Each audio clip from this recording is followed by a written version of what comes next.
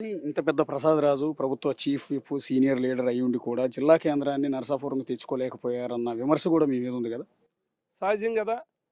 అసలు ఇంతవరకు జిల్లాల బైఫర్కేషన్ చేయాలన్నటువంటి రాజకీయ ఆలోచన ఏ పార్టీ నాయకుడికి లేదు కదా. ఒక జగన్మోహన్ రెడ్డి గారికి వచ్చింది కదా. గతంలో తెలంగాణలో జరిగింది బైఫర్కేషన్. తర్వాత ఈ రాష్ట్రంలో ఎందుకు జరగలేదు? చంద్రబాబు నాయుడు గారు ఎందుకు చేయలేకపోయాడు? ధైర్యంగా జగన్మోహన్ రెడ్డి గారు ఎదరికి వెళ్ళాడు.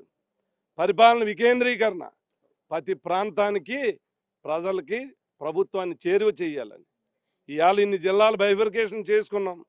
ప్రతి జిల్లాలకి హెడ్ క్వార్టర్ కావాలనుకుంటున్నాం.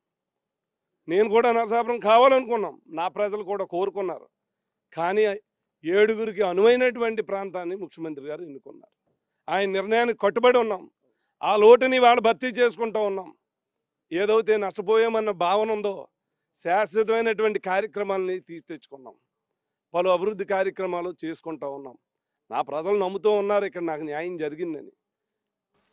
అదే అదే ఆ పాయింటే మీరు ఆలోచించినట్టుగా, ఇప్పుడు మీ వెనకున్న పెద్ద మనుషులు ఆలోచించినట్టుగా ఓటర్లందరూ అర్థం చేసుకుంటారా అని, జిల్లా కేంద్రాన్ని తీసుకురాలేకపోవడానికి ఈ కారణాలు అయి ఉండొచ్చు, దాని బదులు డెవలప్మెంట్ జరుగుతుందన్న ఆలోచన వాళ్ళందరికీ వస్తుందంటారా? ఎందుకంటే కొత్తపల్లి సుబ్బారాయుడు లాంటి వారు చెప్పుతో కొట్టుకోవడం ద్వారా జనాల్లోకి వెళ్ళటము, సింపతి క్రియేట్ చేసుకునే ప్రయత్నాలు చేశారు. మీ మీద నెగిటివ్ని ప్రజల్లోకి తీసుకెళ్లే ప్రయత్నాలు చేశారు. అది ఎఫెక్ట్ కాదా అంటున్నాను. ఇప్పుడు ఒకటి, చంద్రబాబు నాయుడు గారి సిద్ధాంతం అమరావతి, మా సిద్ధాంతం డీసెంట్రలైజేషన్, 3 రాజధానులు.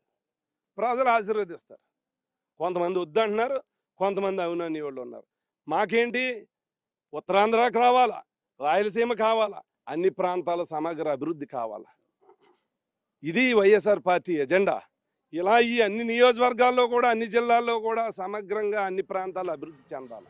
అది ఈ పార్టీ యొక్క